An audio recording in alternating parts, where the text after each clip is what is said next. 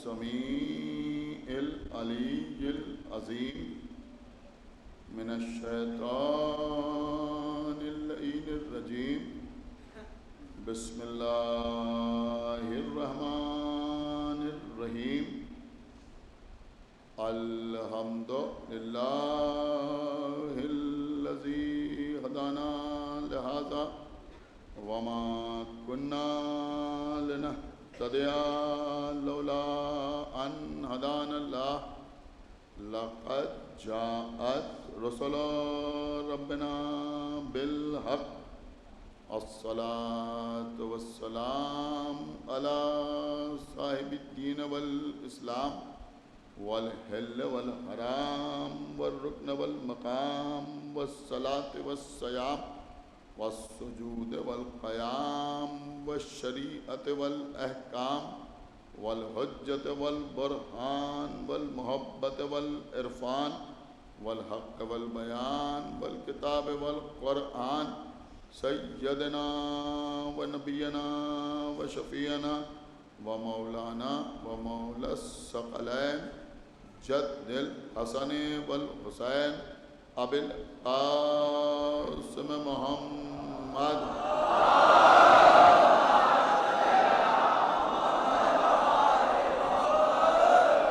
وعلى أهل بيته الطيبين الطاهرين المعصومين المظلومين المنتخبين المنتجبين الذين أذهب الله عنهم الرجس وطهرهم تطهيرا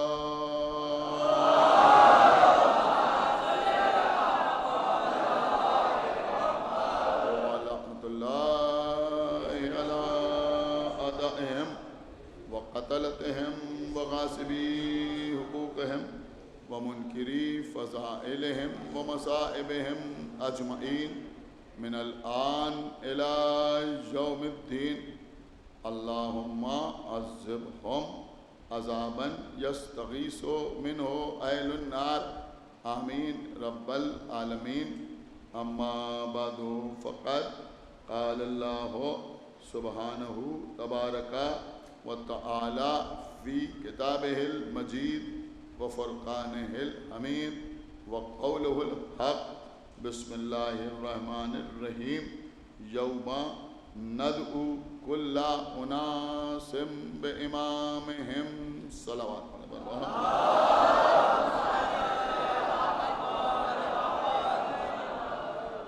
حضرات امام اور امت کے عنوان پر آپ سے گفتگو کا سلسلہ جاری و ساری ہے۔ مختلف باتیں اس سلسلے میں اپنی علمی کم مائگی کے اعتراف کے ساتھ آپ کی خدمت میں عرض کرنے کی کوشش کی۔ ارشاد اقدس الہی ہو رہا ہے کہ یوما یعنی روز قیامت ندعو ندا دی جائے گی، پکارا جائے گا، آواز دی جائے گی، کل اناسن تمام کے تمام انسانوں کو بے امامہم ان کے امام کے ساتھ، یعنی روز قیامت ہر شخص کو جو بلایا جائے گا، چاہے وہ جنت کی طرف بلایا جائے یا جہنم کی طرف بلایا جائے، ہر ایک کو اس کے امام کے ساتھ بلایا جائے۔ تو جن کا امام جنت میں جائے گا وہ لوگ بھی جنت میں جائیں گے، اور جن کا امام ہی جہنم میں جائے گا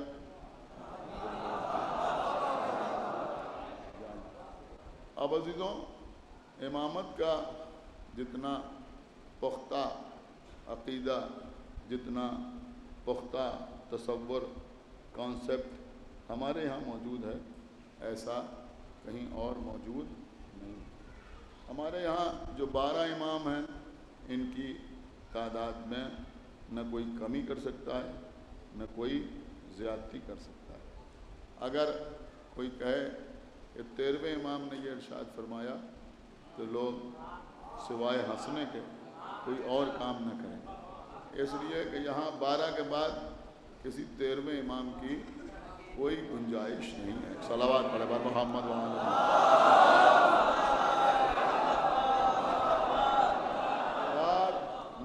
کمی کر سکتا ہے؟ ایک ہمارے چھوٹے سے بچے سے بھی پوچھیے کہ امام کتنے ہیں تو وہ کہے گا ہمارے امام 12 تھے، 12 ہیں، 12 ہی رہیں۔ نہ کمی کا امکان ہے نہ زیادتی کا امکان ہے۔ اب عزیزوں میں آپ کی خدمت میں یہ عرض کرنا چاہتا ہوں کہ امامت پر تو اور بھی بہت سے لوگ عقیدہ رکھتے ہیں، اور خصوصیت کے ساتھ آخری امام کا تصور اور حضرات کے یہاں بھی پایا جاتا ہے، لیکن یہ غیبت پا عقیدہ ہماری شناخت ہے، ہماری پہچان۔ قرآن مجید میں سورہ حمد کے بعد جو سورہ ہے، جو قرآن کا سب سے بڑا سورہ ہے، سب سے طویل سورہ ہے، جس کو کہتے ہیں سورہ بقرہ۔ بقرہ کہتے ہیں گائے، یعنی گائے والا سورہ، کیونکہ اس سورہ میں اللہ نے بیچ میں ایک واقعہ بیان کیا جس میں گائے کا تذکرہ آتا ہے، لہذا اس سورہ کو سورہ بقرہ کہا جاتا ہے۔ اس سورہ کا جو آغاز ہوتا ہے، کیونکہ اس سورہ میں صرف گائے کا واقعہ نہیں ہے، گائے کا واقعہ تو تھوڑی سی آیتوں کے بیچ میں ہے، لیکن اللہ نے سورہ میں بہت کچھ بیان کیا ہے، تو اس سورہ کا آغاز کہاں سے ہوتا ہے؟ کہ بسم اللہ الرحمن الرحیم، الف لام میم۔ یہ الف لام میم کیا ہے؟ کہ یہ حروف مقطعات، حروف مقطعات، یہ قرآن مجید میں آپ یوں سمجھے کہ کوڈ ورڈز ہیں، اور اکثر مقامات پر یہ حروف مقطعات پائے جاتے ہیں۔ اب اللہ نے جن پر قرآن نازل کیا وہ جانتے ہیں کہ حروف مقطعات کا مطلب کیا ہے، یا پھر جن کو اللہ نے تاویل قرآن کا علم عطا کیا، جو راسخون فی العلم ہیں۔ ایک صلوات پڑھے بر محمد وآلہ۔ اس کا مطلب کیا ہے، اس کا مفہوم کیا ہے، اس کے معنی کیا ہے؟ ہمارے لیے صرف اتنا ہی ہے کہ الف لام میم کا مطلب الف لام میم، الف لام میم۔ دنیا کا کوئی مسلمان وہ کتنا ہی قابل کیوں نہ ہو، الف لام میم کا ترجمہ نہ کر سکتا ہے، نہ کسی کو بتا سکتا ہے، نہ کاغذ پر لکھ سکتا ہے۔ الف کی جگہ الف لکھنا ہے، لام کی جگہ لام لکھنا ہے، میم کی جگہ میم لکھنا ہے۔ کوئی بڑے سے بڑا ہو، اگر پڑھے گا بھی تو ایسے ہی پڑھے گا، الف لام میم۔ اس کے بعد کیا؟ ذالک الکتاب لا ریب فی، یہ وہ کتاب ہے جس میں کوئی ریب نہیں، جس میں کوئی شک نہیں، جس میں کوئی شبہ نہیں ہے۔ یعنی قرآن مجید وہ کتاب ہے جس میں کوئی شک نہیں ہے، جس پہ کوئی شبہ نہیں ہے، جس پہ کوئی ریب نہیں ہے۔ ہدی للمتقین، یہ متقین کے لیے ہدایت ہے، صاحبان تقوی کے لیے ہدایت ہے۔ اب یہ صاحبان تقوی کون ہیں؟ کہ یہ صاحبان تقوی وہ ہیں جن کے لیے سورہ قمر میں ارشاد ہو رہا ہے کہ ان المتقین فی جنات و نہر، یعنی ہم متقین کو وہ جنتیں عطا کریں گے کہ جن میں نہریں جاری ہوں گی۔ اس کا مطلب یہ ہوا کہ جو متقین ہیں وہی جنت پہ جانے والے ہیں۔ اب ان متقین کی پہچان کیا ہے؟ ان متقین کی پہلی پہچان، یعنی اور بھی ان کی پہچانیں ہیں، لیکن پہلی پہچان بیان کی گئی یؤمنون بالغیب۔ صلوات پڑھے بر محمد وآل محمد۔ یؤمنون بالغیب، کہ یہ غیب پر ایمان لانے والے ہیں۔ یہ متقین کون ہیں؟ کہ یہ غیب پر ایمان لانے والے ہیں۔ اب عزیزوں اگر کسی سے پوچھئے کہ غیب کا مطلب کیا ہے، تو لوگ کہتے ہیں غیب کا مطلب اللہ، اور غیب کا مطلب جنت، اور غیب کا مطلب کوثر، اور غیب کا مطلب توبہ، اور غیب کا مطلب جبرائیل، اور غیب کا مطلب میکائیل، اور غیب کا مطلب عیسیٰ، غیب کا مطلب جناب خضر، غیب کا مطلب قیامت۔ بے شک یہ ساری چیزیں غیب ہیں، لیکن اللہ یہ کہہ رہا ہے کہ متقین وہ ہیں جو غیب پر ایمان لانے والے ہیں۔ اور ایک جگہ نہیں کئی مقامات پر اللہ کہہ رہا ہے کہ متقین جنت پہ جانے والے ہیں۔ کن جنتوں میں؟ جہاں عیون ہوں گے، یعنی چشمے جاری ہوں گے۔ کن جنتوں میں؟ جہاں امن ہوگا۔ کن جنتوں میں؟ کہا جہاں سکون ہوگا۔ کن جنتوں میں؟ جہاں نہریں جاری ہوں گی۔ وہاں کون جائیں گے؟ متقین جائیں گے۔ صرف ہم نہیں کہتے، سارے مسلمان کہتے ہیں کہ پیغمبر نے ارشاد فرمایا کہ کہ میری امت کے 73 فرقے ہو جائیں گے، جن میں صرف ایک جنت میں جائے گا، باقی سب کے سب جہنم میں جائیں گے۔ ایک جنت میں جائے گا، باقی سب جہنم میں جائیں گے۔ آپ مجھے بتائیے کہ پیغمبر نے نام تو نہیں بتایا، صرف یہ کہا کہ ایک فرقہ جنت میں جائے گا، 72 فرقے جہنم واصل ہو جائیں گے۔ اب کوئی کتنا ہی بڑا صلح پسند نہ ہو، کیوں نہ ہو، لیکن کوئی کسی سے یہ تو کہہ ہی نہیں سکتا کہ ہم بھی جائیں گے اور آپ کو بھی ساتھ لے کے جائیں گے۔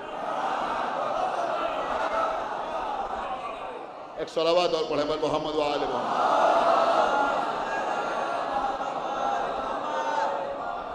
ایک صلوات اور پڑھ دے بر محمد و آل محمد، کہ ہم بھی جائیں گے اور آپ کو ساتھ لے کے جائیں گے۔ اس لیے کہ اگر 2 کی گنجائش ہوتی تو کسی سے کہہ بھی سکتے تھے کہ بھائی ہم بھی چلیں گے اور آپ ہمارے بڑے بھائی ہیں، ہم آپ کو بھی اپنے ساتھ لے کے چلیں گے۔ یہ سارے معاملات دنیا تک ہو سکتے ہیں۔ دعوت میں آپ ہمارے ساتھ آ جائیے، جلسے میں ہم آپ کے ساتھ بیٹھ جائیں گے۔ کیا سن رہے ہیں آپ؟ نماز میں ہم آپ کے ساتھ کھڑے ہو جائیں گے۔ لیکن جنت میں جانے کا مسئلہ یہ ہے کہ کوئی بھی فرقہ اگر یہ کہتا ہے کہ ہم جائیں گے تو بس ہم جائیں گے، اس لیے کہ دوسرے کی گنجائش ہی نہیں ہے۔ لیکن جو جائیں گے وہ کون ہوں گے؟ کہ وہ ہوں گے متقین۔ اور متقین کی پہچان کیا ہے؟ کہ وہ غیب پر ایمان لاتے ہیں۔ دیکھیں بہت سمجھدار مجمع میرے سامنے بیٹھا ہوا ہے، وہ غیب پر ایمان لاتے ہیں۔ اب آپ مجھے بتائیے کہ جب وہ غیب پر ایمان لاتے ہیں تو اب اگر دیکھیں بہت غور سے سنیے، اگر یہاں غیب سے مراد، یہاں اس آیت میں اگر غیب سے مراد اللہ ہے تو 73 فرقے اللہ کو مانتے ہیں یا نہیں مانتے؟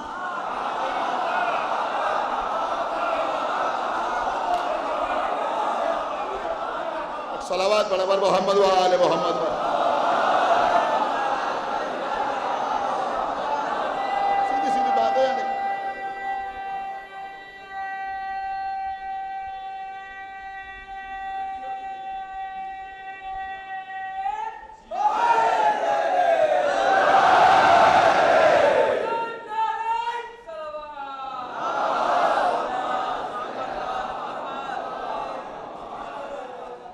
تو 73 فرقے اللہ کو مانتے ہیں اور متقین کوئی ایک ہے جو جنت پہ جانے والے ہیں۔ تو اس کا مطلب یہ ہوا کہ غیب سے مراد یہاں پر اللہ نہیں ہے۔ دیکھیں میں سوچ سمجھ کے جملہ عرض کر رہا ہوں کہ یہاں پر غیب سے مراد اللہ نہیں ہے۔ اگر غیب سے مراد جنت ہے تو سب مانتے ہیں، اگر غیب سے مراد توبہ ہے تو سب مانتے ہیں، اگر غیب سے مراد سلسبیل ہے تو سب مانتے ہیں، اگر غیب سے مراد عیسیٰ ہیں تو سب مانتے ہیں، اگر غیب سے مراد فرشتے ہیں تو سب مانتے ہیں، غیب سے مراد حورے ہیں تو سب مانتے ہیں، غیب سے مراد قیامت ہے تو سب مانتے ہیں۔ لیکن اللہ کہہ رہا ہے کہ متقین کی شان یہ ہے کہ یہ غیب پر ایمان رکھتے ہیں اور یہی متقین جنت میں جانے والے ہیں۔ اور نبی کہہ رہے ہیں 73 میں ایک ہی فرقہ جنت میں جائے گا، 72 جہنم میں جائیں گے۔ اب آپ جواب نہ دیں گے تو کون جواب دے گا؟ اس کا مطلب یہ ہوا کہ یہاں غیب سے مراد نہ اللہ ہے، نہ کوثر ہے، نہ توبہ ہے، نہ جنت ہے، نہ فرشتے ہیں، نہ جبرائیل، نہ میکائیل، نہ اسرافیل، کیا سمجھا، نہ عیسیٰ، نہ خضر، نہ قیامت، بلکہ یہاں پر اب یہ جملہ جیسے چاہے ویسے سننا، یہاں پر غیب سے مراد کوئی ایسا ہے جس کے سلسلے میں ایک فرقہ حاضر ہے، 72 غائب۔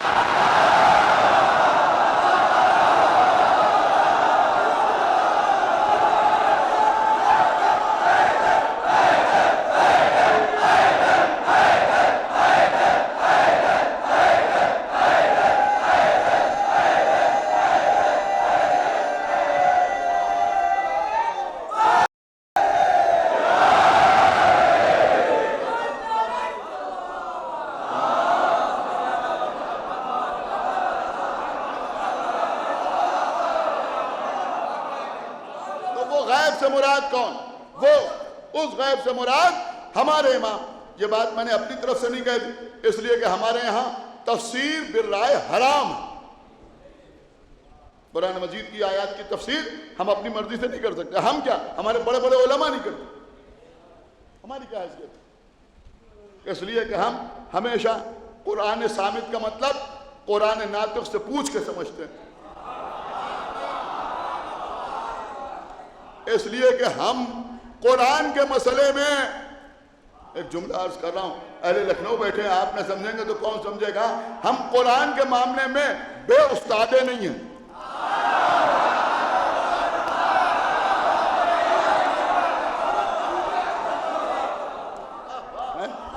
ایک صلوات پڑھا پر محمد و آل محمد،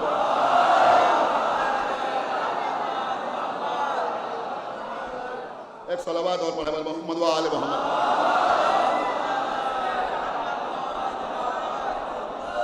اللہ نے ہمیں قرآن بھی دیا اور قرآن پڑھانے والے بھی دیے، تو وہ انہوں نے بتایا کہ بھئی قرآن کا مطلب کیا ہے۔ تو اب اس آیت کے سلسلے میں ہمارے اور آپ کے چھٹے امام امام جعفر صادق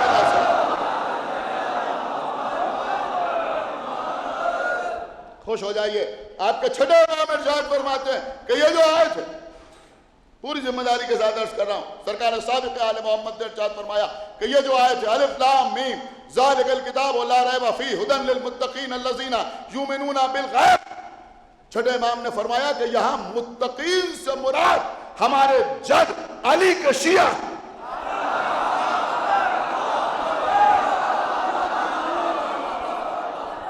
بھئی صلوات پڑھے محمد و آل محمد۔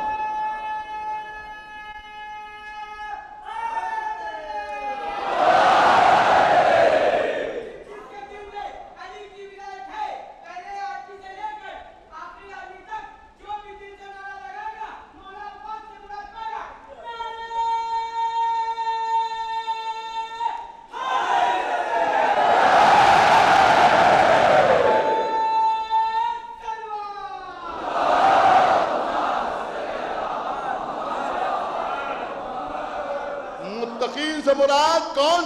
کہ متقین سے مراد ہمارے جد علی کے شیعہ، متقین سے مراد ہمارے جد علی کے شیعہ۔ دیکھیے ایک بات ضرور میں عرض کروں گا، مجھے اس بات سے کوئی انکار نہیں ہے کہ ہم میں وہ کمالات نہیں ہیں، وہ اوصاف نہیں ہیں کہ ہم اپنے کو اہل بیت کا شیعہ کہہ سکیں۔ میں اپنے لیے کہہ رہا ہوں، آپ کو اللہ سلامت رکھے، ہم میں وہ کمالات نہیں۔ ہم جانتے ہیں کہ خالی شیعہ کہہ دینے سے کوئی شیعہ ہو نہیں جاتا، یہ بھی ہم اچھی طرح جانتے ہیں۔ اس کے لیے عقیدہ ضروری ہے، اس کے لیے ایمان کی پختگی ضروری ہے، اس کے لیے اعمال صالحہ ضروری ہیں، سب ہم جانتے ہیں۔ اس کے لیے کردار ضروری ہے، ساری باتیں ہمیں پتہ ہیں، ساری باتیں ہمیں پتہ ہیں۔ اب دیکھتا ہوں کون خاموش رہتا ہے۔ لیکن امام نے کیا فرمایا کہ متقین سے مراد وہ متقین جو جنت میں جانے والے ہیں، ان سے مراد ہمارے جد علی کے شیعہ، ہمارے جد علی کے شیعہ ہیں۔ اب عزیزوں مسلمانوں کے تمام فرقوں میں ایک ہم ہی ہیں جو اپنے کو علی کے شیعہ کہتے ہیں۔ اب ہم یہ نہیں کہتے کہ یہ سب کے سب جنت پہ جائیں گے، لیکن یہ تو کہہ سکتے ہیں کہ جو جنت پہ جائیں گے وہ انہی میں سے ہوں گے۔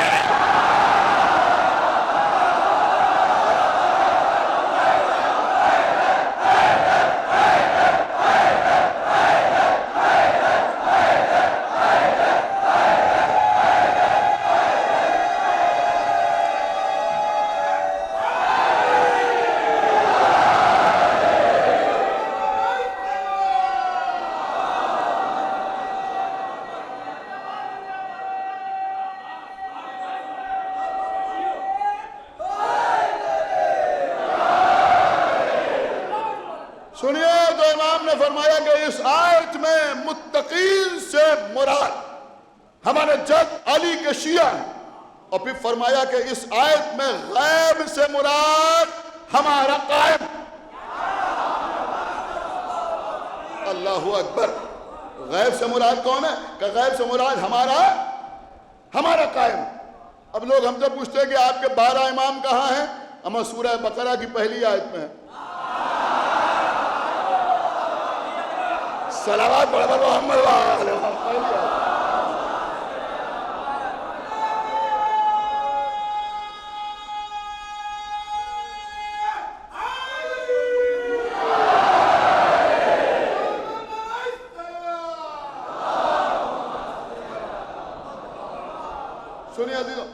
بات سمجھ میں آ گئی نا؟ غیب سے مراد کون کا؟ غیب سے مراد ہمارے امام آخر، اور الحمدللہ ہم ہی غیب پر عقیدہ رکھنے والے، غیب پر یقین رکھنے والے ہم ہیں۔ لیکن یہ بھی سمجھیے کہ امام کے غیب پہ جانے کا مطلب یہ نہیں ہے کہ ان کی امامت معطل ہو گئی ہے،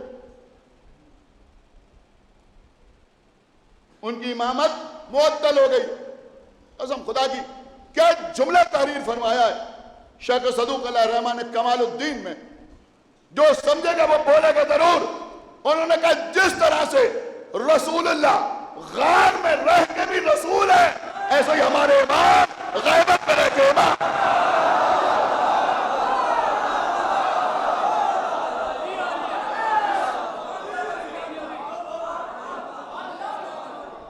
اب عزیزو ہم اگر غار غیبت پہ جاتے ہیں بوسہ دینے کے لیے تو کچھ لوگ پریشان ہو جاتے ہیں، کچھ لوگ پریشان ہو جاتے ہیں۔ یہ غار غیبت کیا ہے؟ حیرت تو ان پہ ہوتی ہے، کیا سن رہے ہیں آپ، کہ جن کی سمجھ میں غار سور آتا ہے۔ صلوات پر محمد و آل محمد پر۔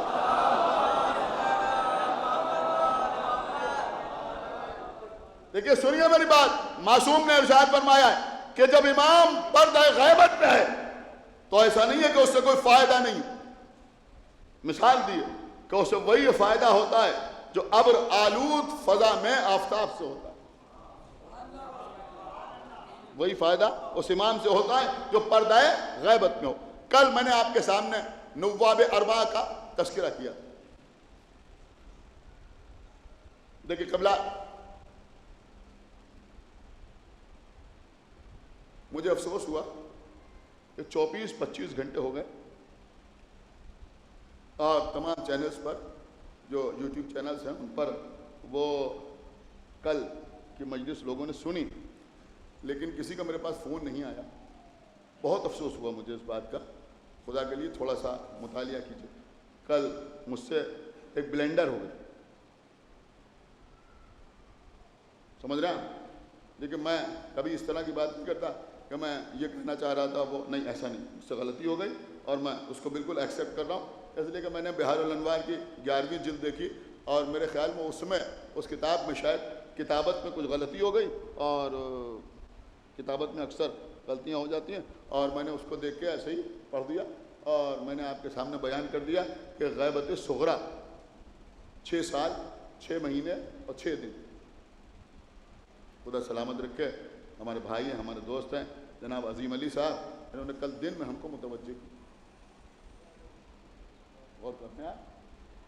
اور الحمدللہ میں سمجھتا ہوں کہ علماء اور ذاکرین کو ایسے ہی لوگ چاہیے۔ ایک صلوات پڑھا محمد و آل ایک صلوات اور پڑھا محمد و آل محمد۔ لیکن میں نے یہ بات آپ کی خدمت میں اس لیے عرض کی کہ 24-25 گھنٹے میں کسی نے مجھے فون نہ کیا، اگر میں پی جاتا تو کوئی مسئلہ نہیں۔ ایک صلوات اور پڑھ دوں محمد و آل محمد۔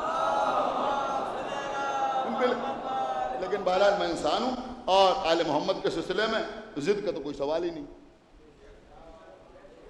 تو مجھ سے کچھ غلطی ہو گئی۔ تو غیبت صغریٰ کا زمانہ 6 سال کا نہیں ہے، بلکہ میں نے آپ کی خدمت میں عرض کیا بلینڈر کا مطلب یہ ہوا کہ بہت بڑی غلط۔ ایک صلوات اور پڑھے محمد و آل محمد۔ دیکھیں ہم جب ممبر پہ آتے ہیں تو اپنی انا چھوڑ کے آتے ہیں، بہت توجہ آپ حضرات کی، لہٰذا میں آپ کی خدمت میں عرض کر رہا ہوں کہ 329 ہجری تک غیبت صغریٰ کا زمانہ چلا، یعنی تقریباً 69 ایئرس، سمجھ گئے؟ 69 ایئرس تک، یعنی 69 سال۔ تو 69 سال 6 مہینے اور 6 دن ہیں۔ تو وہ بہار الانوار میں میرے خیال میں 69 میں 6 چھپ گیا اور 9 جو تھا لکھنے والا بھول گیا، تو وہی میں نے دیکھا، میں نے پڑھ دیا۔ تو آپ مجھے معاف فرمائیں اور بات آپ تک پہنچ جائے، اور میں چاہتا ہوں کہ اس کلپ کو الگ سے چلا دیا جائے تاکہ لوگوں کی غلط فہمی دور ہو جائے۔ صلوات پڑھے محمد و آل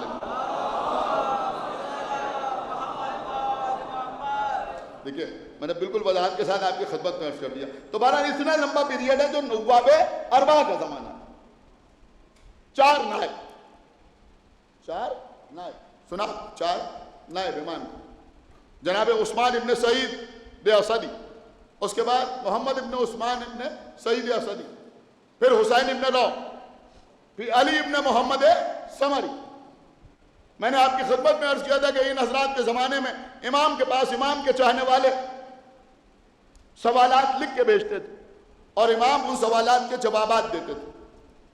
آج کی مجلس میں 2-3 سوالات اور ان کے جوابات جو امام کی طرف سے ملے، بالکل ڈائریکٹ امام کی طرف سے، اور ان حضرات کے وسیلے سے ہم تک آئے، جن میں کوئی شک نہیں، جن میں کوئی شبہ نہیں۔ سنیے عزیز، مثلا کسی شخص نے، دیکھیے الحمدللہ میرا کوئی کہیں سے کوئی تعلق نہیں ہے، لہذا بہت بے خوف ہو کے پڑھ رہا ہوں، کوئی مسئلہ نہیں میرے لیے۔ کسی نے امام سے پوچھا کہ وہ زمینیں جن کو امام کے نام پر وقف کر دیا جائے،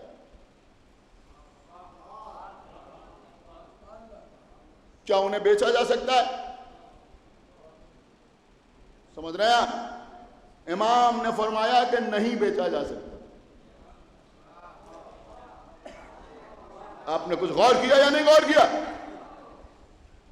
میں سرکار باب الحوائج کے ایوان میں پڑھ رہا ہوں، میں آپ کی خدمت میں عرض کر رہا ہوں کہ وقف بورڈ سے نو ڈیوز مل سکتا ہے، لیکن بارگاہ امام سے نو ڈیوز یا نو آبجیکشن کا سرٹیفکیٹ نہیں مل سکتا۔ نو آبجیکشن جو ہے وہ بارگاہ امام سے نہیں مل سکتا۔ امام نے فرمایا کہ وہ زمینیں جو امام کے نام پر وقف کر دی جائیں ان کو بیچا نہیں جا سکتا۔ اس کے بعد کسی نے امام سے پوچھا، اب سنیں بہت غور سے سنیں، کسی نے امام سے سوال کیا کہ اگر کسی شخص کے پاس مال امام ہے، اس کے کنٹرول میں ہے، اور وہ اس کو اپنا مال سمجھ کے خرچ کر رہا ہے، سنیے، وہ اس کو اپنا مال سمجھ کے خرچ کر رہا ہے، اب وہ مال دولت کی شکل میں بھی ہو سکتا ہے، کرنسی کی شکل میں بھی ہو سکتا ہے، زمین کی شکل میں بھی ہو سکتا ہے، جائیداد کی شکل میں بھی ہو سکتا ہے، تو امام کا مال ہے اور اس کو خرچ کر رہا ہے اپنا مال سمجھ کے، یا اپنے مال کی طرح اس پر تصرف کر رہا ہے، تو اس کے بارے میں آپ کا کیا خیال ہے؟ تو آپ کے امام نے تحریری طور پر جواب دیا کہ ایسے شخص پر ہم بھی لعنت کرتے ہیں۔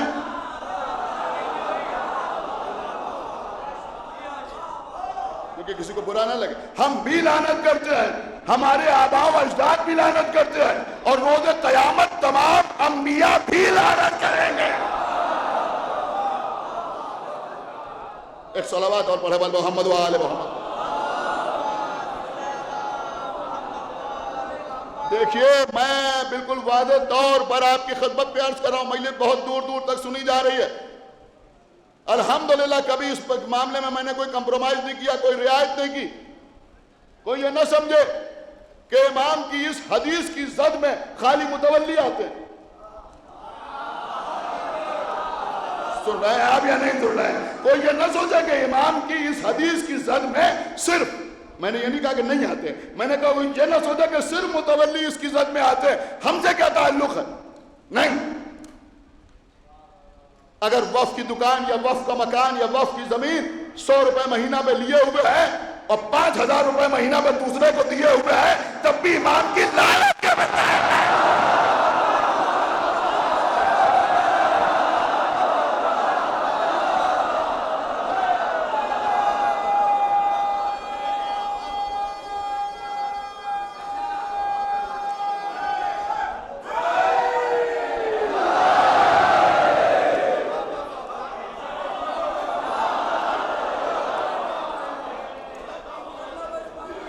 ایک صلوات اور پڑھتے پر محمد و آل محمد۔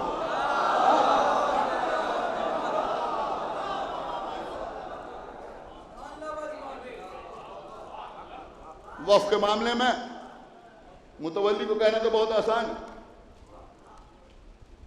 غور کر رہے ہیں آپ؟ ذرا اپنا تجزیہ بھی کیجئے۔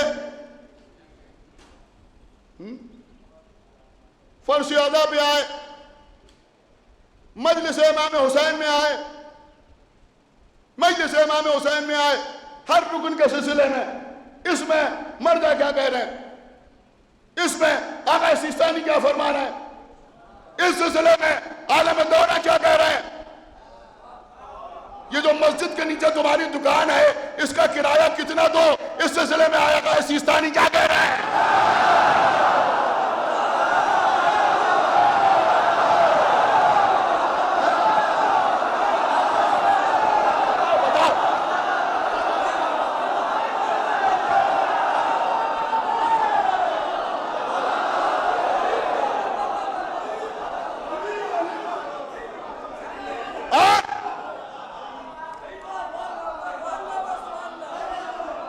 یہ بات اچھی طرح سمجھ، میں اپنے بچوں سے کہہ رہا ہوں، نوجوانوں سے کہہ رہا ہوں، اوقاف میں روزگار کے اوسط نہ تلاش کرو۔ اب صلوات پڑھے بھائی محمد و آل محمد۔ ڈرو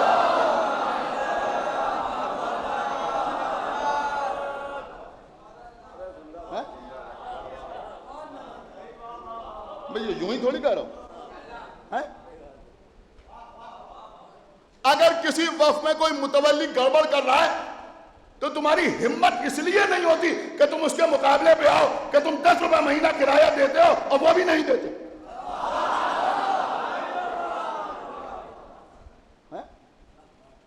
سمجھ رہے ہیں آپ؟ پوچھئے کیا دینا چاہیے، پوچھئے وہاں بھی تو صحیح رہی ہے، کیا کرایہ دیں؟ سرکل ریٹ سے کرایہ دینا۔ ایک صلوات پڑھے پر محمد و آل محمد۔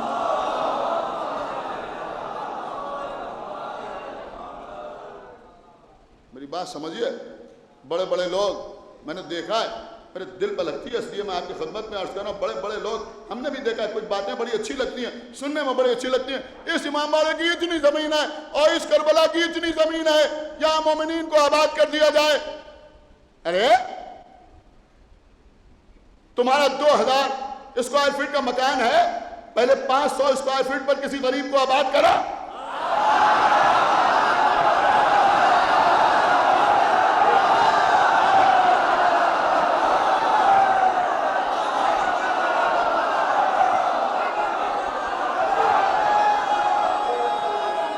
بساؤ کسی کو۔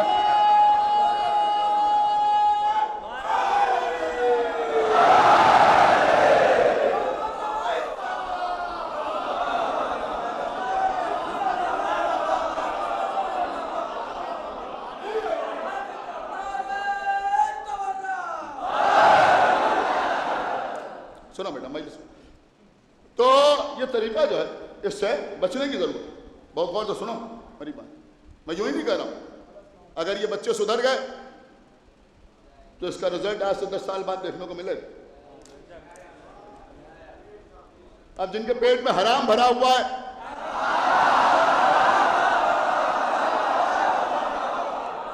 ان کے اوپر میسم زدی کیا ہے؟ آقا حسین فرمانا تم پر میری بات کا اثر نہیں ہوگا۔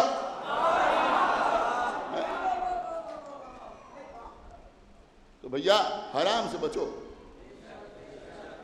یہ جو لکھنؤ میں نوابین نے اتنے بڑے بڑے روضے بنوائے، اس کے چاروں طرف اتنی بڑی بڑی زمینیں چھوڑ دیں، یہ اس لیے چھوڑی تھی کہ یہاں پہ یہ بنا لو، دکانیں بنا لو، مارکیٹ بنا لو، یہ وہ یہ یوں ہی نہیں چھوڑی تھی۔ غور کیجئے گا، اس پہ کھجور کے پیڑ لگائے گئے، کاہے کے لیے لگائے گئے؟ آم کے پیڑ کیوں نہیں لگائے گئے؟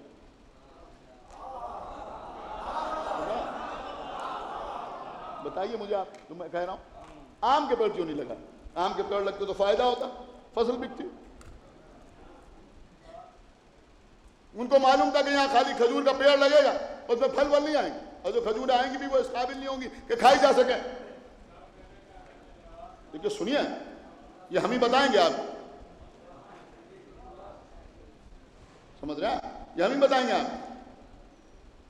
یہ کھجور کے پیڑ لگائے، کیوں لگائے، کس لیے لگائے؟ پتہ ہے آپ کو کیوں لگائے؟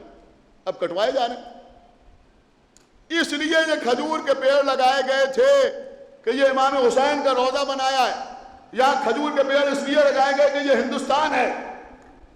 کھجور کے پیڑ اس لیے لگائے گئے کہ جب تم وہاں جاؤ تو تمہیں کربلا کا احساس ہو۔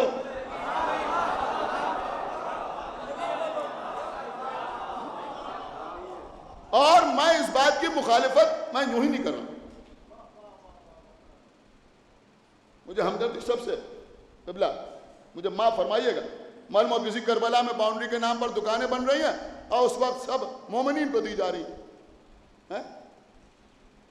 مومنین لے رہے ہیں. کیوں کہ 10 لاکھ روپے کی پگڑی کے بجائے 1.5 لاکھ روپے کی پگڑی دے کر مومنین نے اپنے ایمان کے نام پر دکان لے لی اور اس کے بعد جب نہیں چلی تو 20 لاکھ کی کسی غیر کے ہاتھ بھیج دی.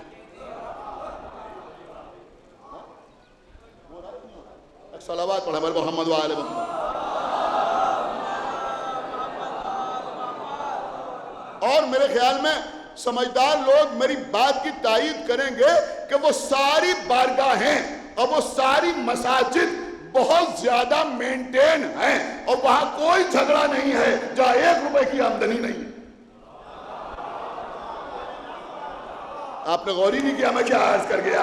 اس لیے کہ ایسی بارگاہوں میں جو قریب آتا ہے وہ کچھ خرچ کرنے کے لیے آتا ہے, کچھ کمانے کے لیے نہیں آتا.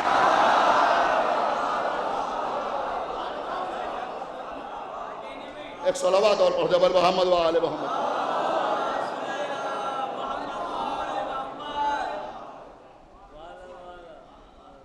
تو بھیا محنت کرو, کوشش کرو, بارگاہوں میں آؤ, بوسہ دینے کے لیے آؤ, دعا کرنے کے لیے آؤ, اس کا تحفظ کرنے کے لیے آؤ,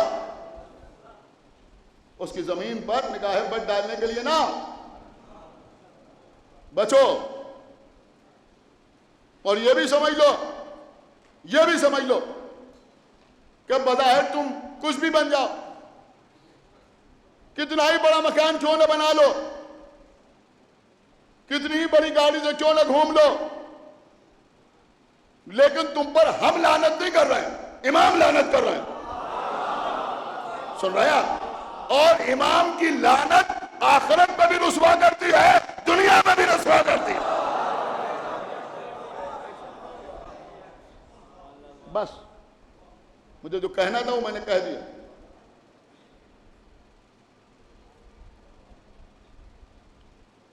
تو امام سے ایک سوال یہ بھی ہوا. اب سنیے, بہرحال یہ تو ایک پیغام تھا, اور چونکہ میں نے کل کسی کا ایک میسج دیکھا کہ مجلسوں میں فضائل و مصائب کے ساتھ ساتھ حالات حاضرہ میں بھی گفتگو ہونا چاہیے, لہٰذا میں نے صلوات پڑھ محمد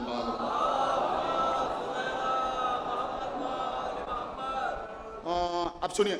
تو امام سے ان نواب اربعہ کے ذریعے بہت سے سوالات کیے گئے.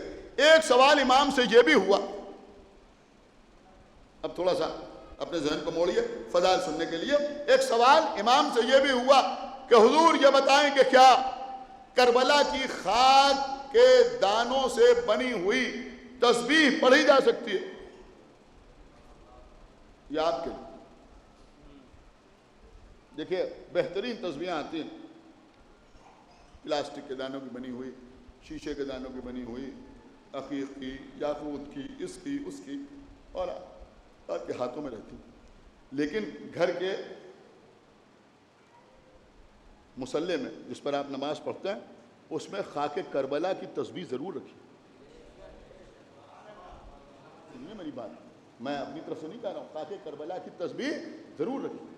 اور کوشش یہی کیجیے, میں یہ نہیں کہہ رہا ہوں کہ اس پر تسبیح پڑھنا غلط ہے, نہیں, کوشش یہ کیجیے کہ تسبیح جو ہے وہ اسی سے پڑھیے, اسی سے تسبیح پڑھیے. اب یہ باتیں حالانکہ مجلسوں میں پڑھنے کی نہیں ہیں, لیکن میں آپ کی خدمت میں عرض کروں کہ کربلا سے جو تسبیح آتی ہیں ایک بار اس کے دانوں کو گن بھی لے لیجیے اور اس کو صحیح کر لیجیے. تسبیح میں سب سے پہلے جو ہوتا ہے اس کو کہا جاتا ہے امام, اس کو تو پڑھا نہیں جاتا, اور بیچ میں جو 2 دانے ہوتے ہیں تھوڑا بڑے یا چھوٹے علامت کے طور پر ہوتے ہیں ان کو کہا جاتا ہے کہر کی. تو امام سے لے کے کہر کی تک سب سے پہلے 33 دانے ہونا چاہیے, 33. یاد رکھیں میرے بچے, کتنے ہونا چاہیے؟ 33. اور ایک کہرکی سے دوسری کہرکی کے بیچ میں 32 دانے ہونا چاہیے, جو عام طور پہ 33 ہوتے ہیں. لہذا جب خاک پاک کی تسبیح آپ کے گھر میں آئے تو اس کو درست کر لیجئے اس طرح سے. بیچ میں کتنے دانے ہونا چاہیے؟ 32, 32. اور اس کے بعد پھر کہرکی سے لے کے امام تک 33 دانے. اس سے فائدہ کیا ہوگا؟ آپ نے تسبیح پڑھنا شروع کی, امام سے دانے ہاتھ سے ہلاتے گئے اللہ اکبر اللہ اکبر اللہ اکبر اللہ اکبر، تو 33 دانے ہوئے. پھر آپ نے قہرکی کو شامل کیا تو کتنے ہو گئے؟ 34. تو 34 بار آپ نے اللہ اکبر کہہ لیا. پھر اس کے بعد آپ نے الحمدللہ کہنا شروع کیا تو قہرکی تک آپ آئے تو بیچ میں تھے 32 دانے. پھر آپ نے قہرکی کو شامل کیا تو کتنے ہو گئے؟ 33. تو 33 بار آپ نے الحمدللہ کہہ لیا. اس کے بعد آپ نے شروع کیا امام تک گنا تو بیچ میں کتنے دانے؟ 33 دانے. سمجھ رہے ہیں؟ امام کو تو پڑھنا نہیں. تو اب جب آپ نے یہاں سے وہاں تک پڑھا تو کتنے دانے ہو گئے؟ 33 دانے. تو 33 بار آپ نے سبحان اللہ کہا. بیچ میں اگر 33 دانے ہوں قہرکی سے قہرکی تک تو ایک کنفیوژن رہتا ہے کہ ایک بار قہرکی کو پڑھا جائے اور ایک بار نہ پڑھا جائے.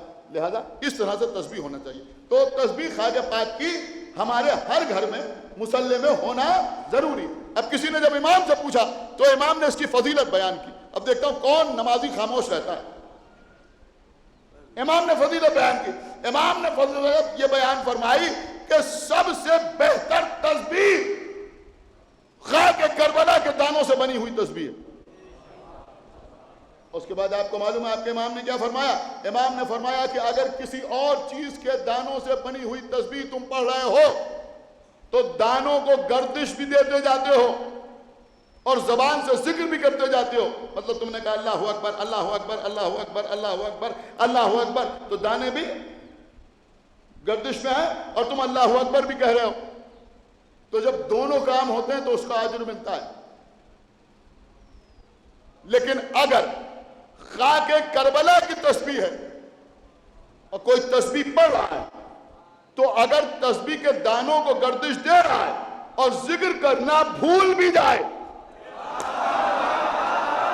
سنا ایک صلوات پر محمد وآل محمد ساری دانے لا رہا. یہ مطلب نہیں ہے کہ جان بوجھ کے، لیکن آدمی اللہ اکبر کہہ رہا ہے اور اس کے بعد دھیان کہیں اور چلا گیا مثلاً یا بھول گیا اور خالی دانے ہلا رہا ہے لیکن اللہ اکبر نہیں کہہ رہا ہے یا الحمدللہ نہیں کہہ رہا ہے یا سبحان اللہ نہیں کہہ رہا ہے، تو کربلا کے دانوں کو گردش دینے کا اجر بھی ملے گا اور ذکر کا ثواب بھی ملے گا. آپ نے غور فرمایا؟ تو یہ تسبیح کی اہمیت امام نے بیان فرمائی. پھر امام سے جناب حسین ابن رو کے زمانے میں ایک سوال اور کیا گیا، انشاءاللہ اسی کے اوپر مجلس تمام. اور وہ سوال امام سے یہ کیا گیا کہ مولا یہ فرمائیے کہ اگر ہم کسی معصوم کی قبر کے پاس نماز پڑھیں،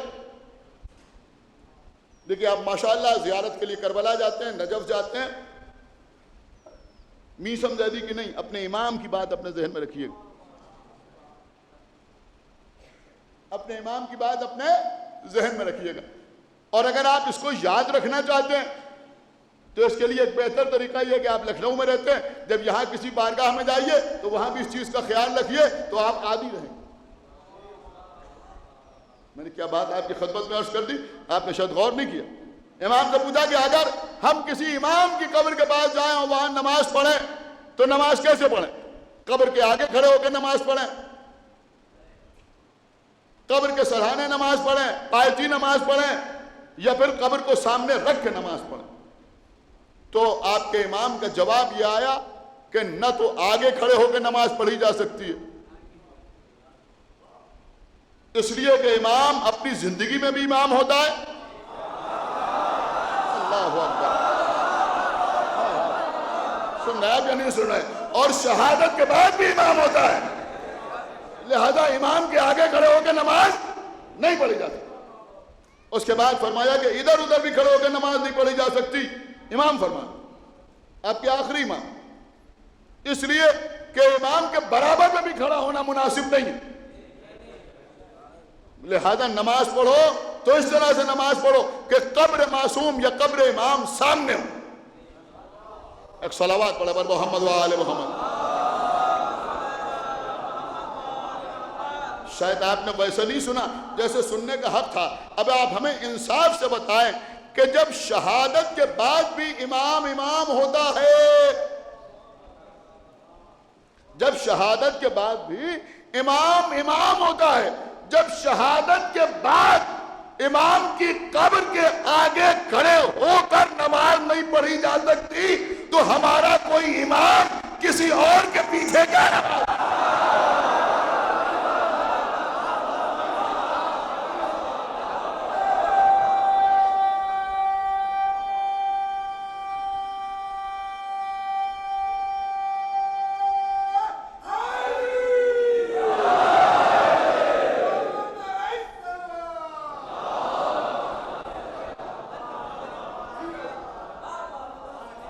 سنیے میں نے یوں ہی نہیں پڑھا ہے، صاحب سوائق محرقہ نے لکھا، صحیح مسلم شریف میں تحریر ہے کہ اللہ کے رسول نے فرمایا کہ جب آخری آنے والا آئے گا تو عیسیٰ بھی چرخ چہارم سے آئیں گے، اور جب نماز کا وقت آئے گا تو پیغمبر نے فرمایا میرا بیٹا، میرا 12واں نائب، تمہارا 12واں امام عیسیٰ سے اخلاقاً، آپ نے جملے کو سنا نہیں، تکلفاً، ہائے ہائے ہائے، مروتاً، ایک صلوات پڑھے بر محمد و آل محمد،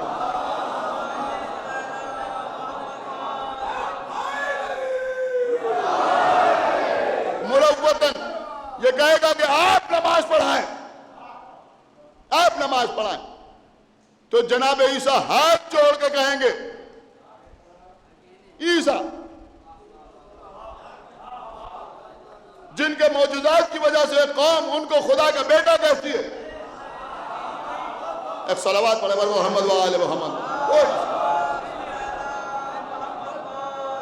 دیکھیں شاید 2 سال پہلے میں نے پڑھا تھا، مجھے یاد ہے اچھی طرح، 2 سال پہلے میں نے پڑھا تھا، غالباً 2019 میں پڑھا تھا، لیکن کیونکہ یہ اشرعی امام کا نام منسوب ہے لہذا خدا جانے کیوں میرا دل چاہ رہا ہے کہ یہ نقطہ میں پھر آپ کی خدمت میں عرض کر دوں۔ خطیب آل محمد علامہ سید اظہر حسن زیدی صاحب قبلہ، کسی عیسائی سے گفتگو ہو رہی تھی تو اس نے کہا کہ آپ کا عقیدہ یہ ہے کہ آپ کے امام غیبت میں ہیں، کہاں غیبت میں ہیں، کہاں ہیں، کیسی زمین پر ہیں، سن رہے ہیں آپ، اسی زمین پر ہیں، تو اس نے کہا کہ آپ کے امام زمین پر ہیں اور ہمارے عیسیٰ چوتھے آسمان پہ ہیں، آپ بتائیے کہ فضیلت کس کی زیادہ ہے؟ خدا کروٹ جنت عطا کرے۔ علامہ اظہر حسن زیدی نے فرمایا کہ بھئی فضیلت کے ترازو میں، فضیلت کے ترازو میں ایک پلے میں ہمارے امام تشریف لائے۔ کیا سنایا؟ دیکھیں اب نہ بولیں گے تو کب بولیں گے؟ علامہ نے فرمایا کہ ایک پلے میں ہمارے امام تشریف لائے، دوسرے پلے میں عیسیٰ آئے، اب اسے کیا کیا جائے کہ عیسیٰ کا پلہ چوتھے آسمان پہ پہنچ گیا۔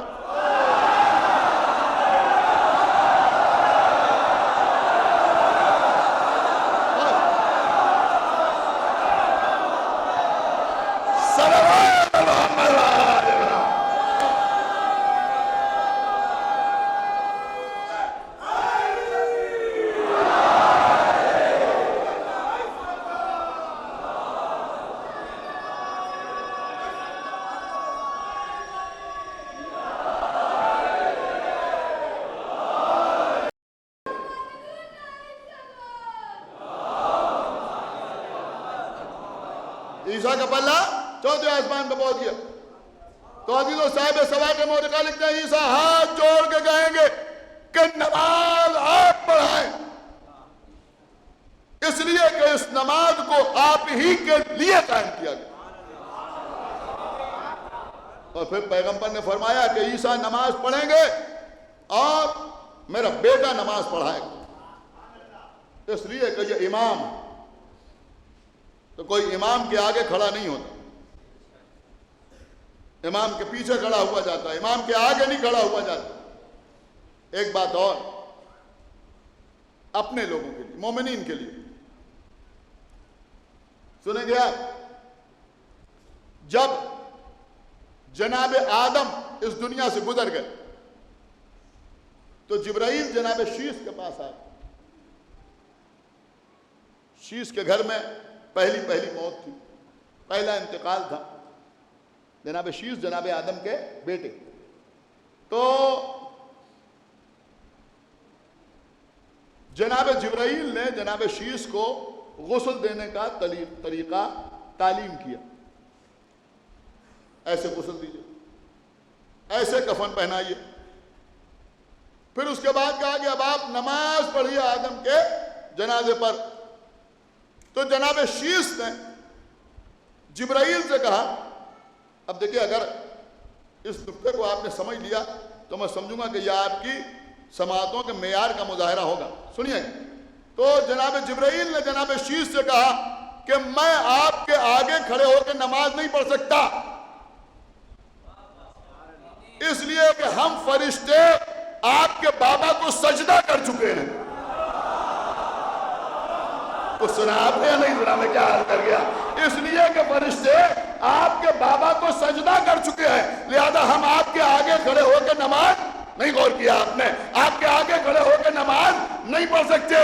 اب میرا دل کہتا ہے اسی لیے عیسیٰ بھی ہمارے امام کے پیچھے نماز پڑھیں گے، آگے نماز نہیں پڑھیں گے، اس لیے کہ عیسیٰ بھی کہیں گے اے مولا، اے امام، ہم آپ کے جد کا کلمہ پڑھ چکے ہیں.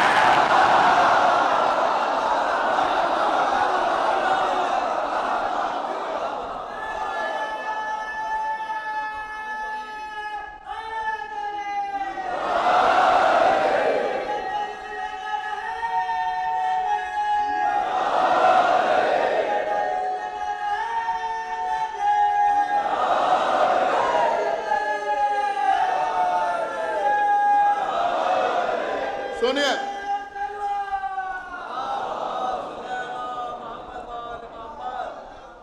دنیا میں کہیں بھی نماز جماعت ہو رہی ہو، کوئی امام جماعت کے آگے نظر نہیں آتا. یہ تو صرف ایک ہی منظر ہے، کربلا کا میدان،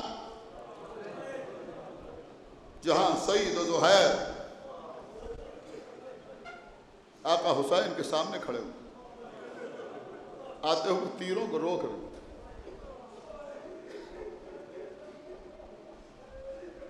ہماری جان قربان انصار حسین پر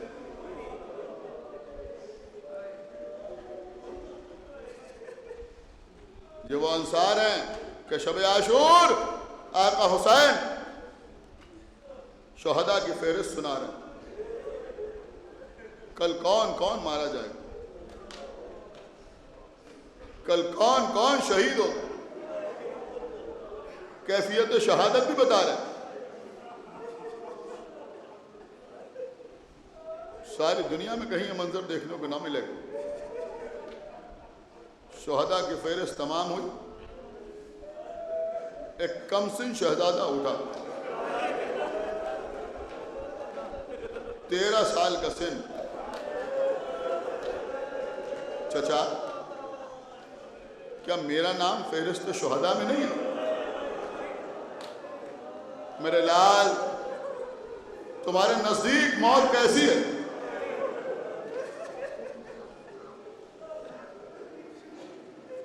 اگر آپ کی محبت میں موت آئے تو شہد سے زیادہ شیریں ہے.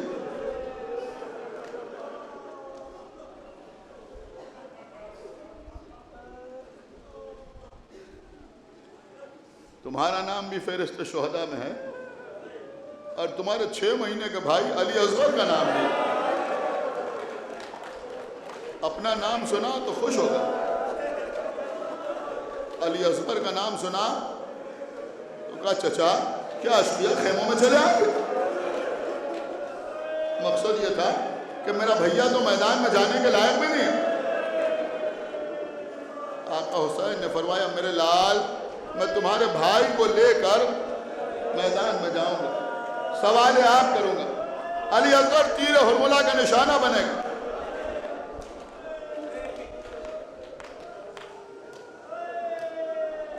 روتے ہوئے قاسم اٹھے علی اصغر کی شہادت کا حال سن کر، لیکن دل اس بات سے مطمئن تھا کہ ہمارا نام بھی شہداء کی فہرست میں ہے. عزیزوں، عاشور کی رات ہے.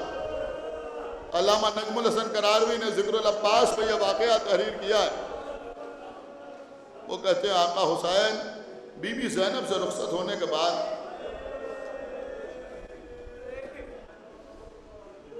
یہ دیکھنے کے لیے چلے کہ اس وقت میرے انصار اور میرے اہل بیت کیا کر رہے ہیں. سب سے پہلے دوستوں کے خیموں کا رخ کیا، جا کے دیکھا کہ ایک بڑے خیمے میں جناب حبیب ابن مظاہر ایک کرسی پر بیٹھے ہوئے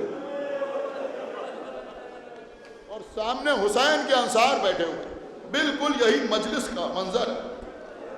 اور جناب حبیب انصار سے کہہ رہے ہیں دیکھو کل قربانیوں کا دن ہے، کہیں ایسا نہ ہو کہ بنی ہاشم مارے جائیں اور تم میں سے کوئی زندہ رہے۔ انصار ہاتھ جوڑ جوڑ کے کہہ رہے ہیں، ہاتھ جوڑ جوڑ کے کہہ رہے ہیں آقا آقا میرے مولا، کیونکہ جناب حبیب آقا حسین کے دوست ہیں، لہذا حبیب کو آقا کہہ کے مخاطب کر رہے ہیں کہ آپ کل ہمیں بس اپنے آقا سے اپنے دوست سے اجازت دلوا دیجئے گا باری باری، پھر دیکھیے گا کہ ہم کیا کرتے ہیں۔ حسین دعائیں دیتے ہوئے آگے بڑھے، اہل بیت کے خیموں کا رخ کیا، ایک خیمے کے قریب آئے، ایسا محسوس ہوا کہ خیمے میں 3 شخصیتیں موجود ہیں۔ اب جو جھانک کے دیکھا تو کیا دیکھا کہ علی کے بیٹے حضرت عباس، امام حسن کے بیٹے قاسم اور حسین کے فرزند علی اکبر۔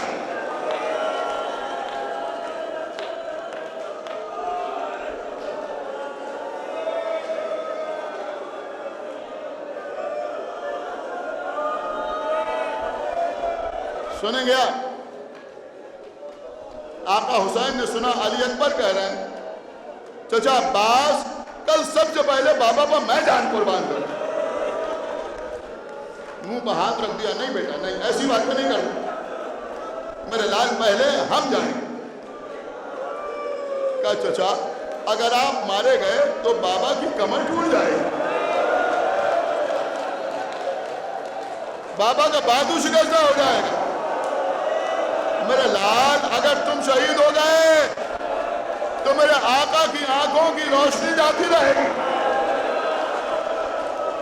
13 سال کے قاسم اٹھے، چچا نہ پہلے آپ جائیں گے نہ بھیا علی اکبر آپ جائیے گا، اس لیے کہ اگر چچا عباس مارے گئے تو ہمارے چچا حسین کی کمر شکستہ ہو جائے گی، اگر بھیا علی اکبر شہید ہو گئے تو امو حسین کی آنکھوں کا نور جاتا رہے گا، لیکن پہلے میں جاؤں گا، اس لیے کہ میرے مارے جانے سے نہ کمر شکستہ ہوگی نہ آنکھوں کا نور رخصت ہوگا، میں تو یتیم ہوں۔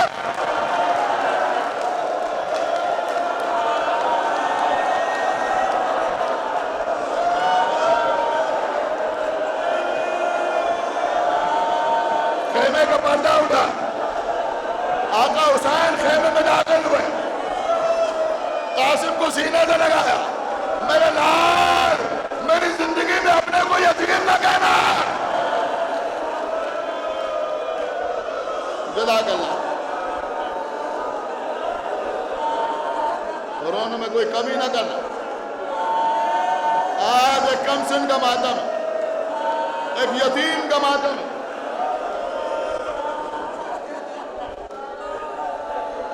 سنیے عزیزوں جلدی جلدی عرض کر رہا ہوں،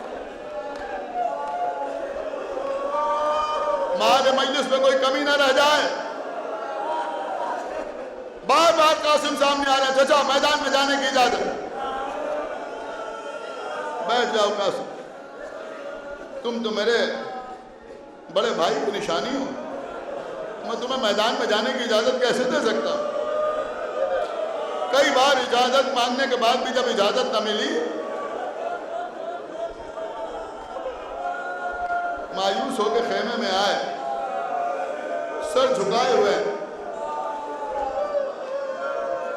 بیوہ قاسم ام فروہ خیمے میں داخل ہوئی۔ قاسم کیا مجھے اپنی دادی سے شرمندہ کرانا؟ اے اماں ہم تو بار بار اجازت مانگ رہے ہیں لیکن چچا اجازت ہی نہیں دیتے۔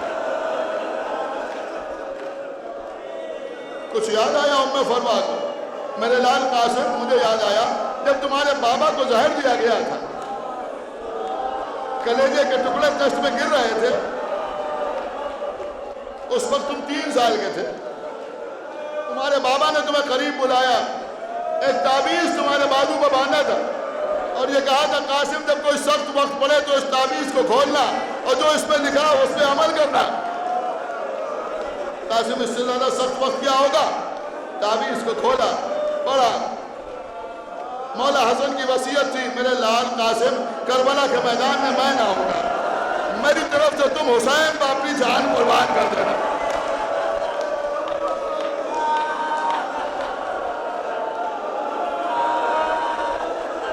عزیزوں، امام عصر کی خدمت میں پرسہ پیش کیجئے۔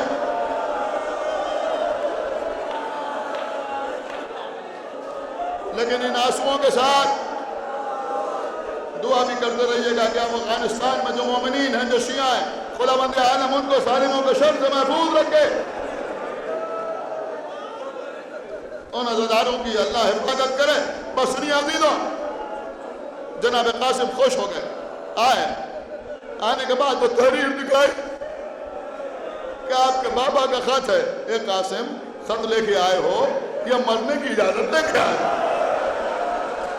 خط کو پڑھا، آنکھوں سے آنسو جاری ہو گئے، بھتیجے کو گلے سے لگایا، اتنا روئے کہ چچا بھتیجے بے ہوش ہو گئے۔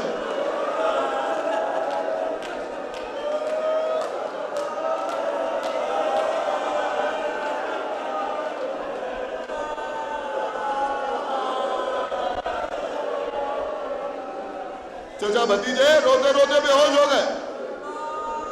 جب کشی سے فاقہ ہوا، آؤ میرے لال، آؤ۔ اب قاسم کو ساتھ دیے ہوئے اس خیمے میں آئے جو بی بی زینب کا خیمہ تھا، ام المصائب کا خیمہ، شریکت الحسین کا خیمہ، ثانیہ زہرا کا خیمہ۔ بہن زینب ذرا تبرکات کا صندوقچہ لے کے آؤ۔ بی بی زینب تبرکات کا صندوقچہ لے کے آئیں، صندوقچے کو کھولا، امام حسن کا سبز رنگ کا عمامہ نکالا، قاسم کے سر پر باندھا۔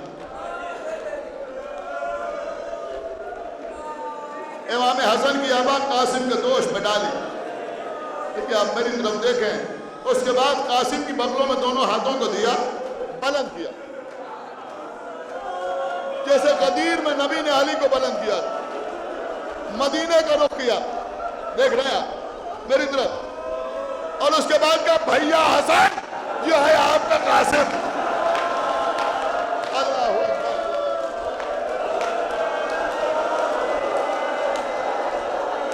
اس کے بعد قاسم کو لے کے میدان میں آئے،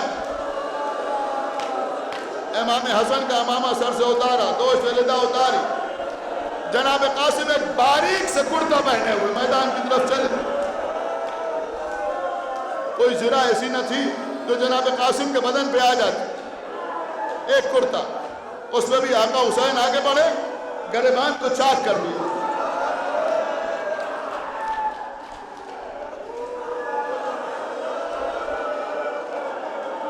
خدا ان بچوں کے سروں پر ان کے والدین کا سایہ برقرار رہے، جن بچوں کے باپ زندہ ہیں ان سے کہہ رہا ہوں غم حسین کے علاوہ کبھی گریبان چاک نہ کرنا۔ خدا تمہارے والدین کو سلامت رکھے، غم حسین کے علاوہ کبھی گریبان کو چاک نہ کرنا۔ قاسم کا گریبان چاک کیا آقا حسین نے، بی بی زینب نے یہ منظر دیکھا، بی بی زینب نے یہ منظر دیکھا، فضا جاؤ میرے بھیا کو بلا رہا۔ حسین خیمے میں آئے، بہن کیا بات ہے؟ کہ بھیا یہ آپ نے قاسم کا گریبان کیوں چاک کیا؟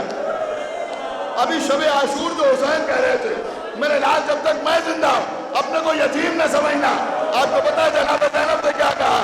اے بہن زینب، میرا 13 برس کا لال میرے بھیا کی نشانی، میری جان قاسم میدان میں جا رہا ہے، زنا بھی نہیں ہے، کرتا پہنے ہوئے جا رہا ہے۔ میں نے گریبان اس لیے چاک کر دیا کہ چاک گریبان یتیمی کی نشانی ہے، ہو سکتا ہے کوئی یتیم سمجھ کے رہے گا۔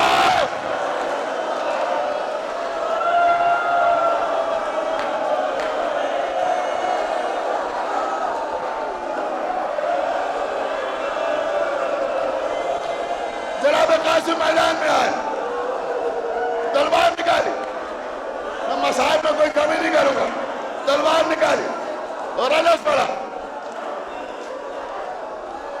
ازرق شامی اور اس کے 4 بیٹوں کو قتل کیا، جو نہایت شجاعت انہیں قاسم نے قتل کیا، اور لوگ آئے قاسم انہیں قتل کرتے رہے، یہاں تک کہ لشکر نے ایک بار کی حملہ کیا،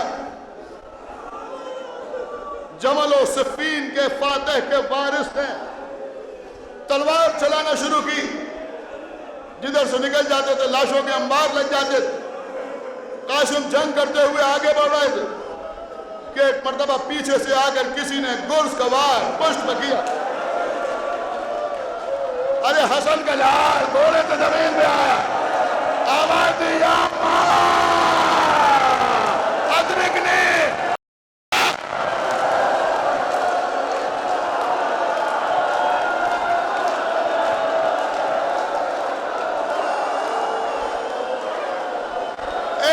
میری مدد کے لیے آئی ہو۔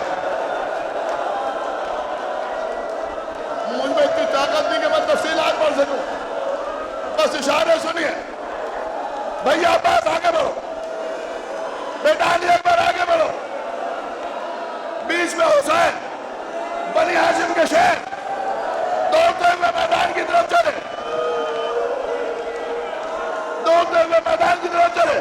اب حسین آگے بڑھ رہا ہے، ادھر سے بار بار آواز آ رہی ہے، یا ماں ادرکنی، یا ماں ادرکنی، یا ماں ادرکنی، یا ماں ادرکنی،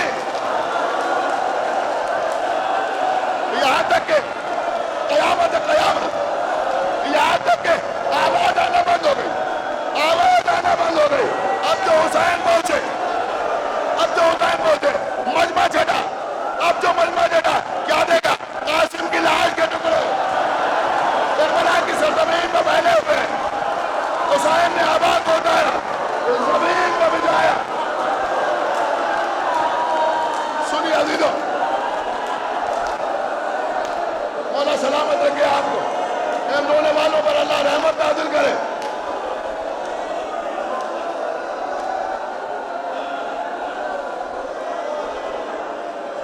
سنیے، اب عزیزوں امام حسین نے ابا کو زمین پر بچھا دیا۔ اب آپ کو معلوم، دور کھڑے دشمن دیکھ رہے ہیں، دور کھڑے دشمن دیکھ رہے ہیں۔ یہاں آپ کو پتا ہے کیا ہو رہا ہے؟ حضرت عباس، علی اکبر، دیگر بنی ہاشم کے جوان ایک ٹکڑا یہاں سے اٹھایا، لا کے حسین کی ہوا میں رکھا، یہاں سے اٹھایا، لا کے حسین کی ہوا میں رکھا۔ حسین بھی ٹکڑے جمع کر رہے ہیں، بنی ہاشم کے جوان ٹکڑوں کو جمع کر رہے ہیں۔ ایک مرتبہ حسین نے کشتی بنائی، لے کے چلے، لے کے چلے، بس بس بس تمام ہو گئی مہینے۔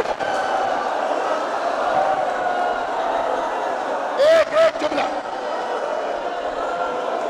ایک جملہ،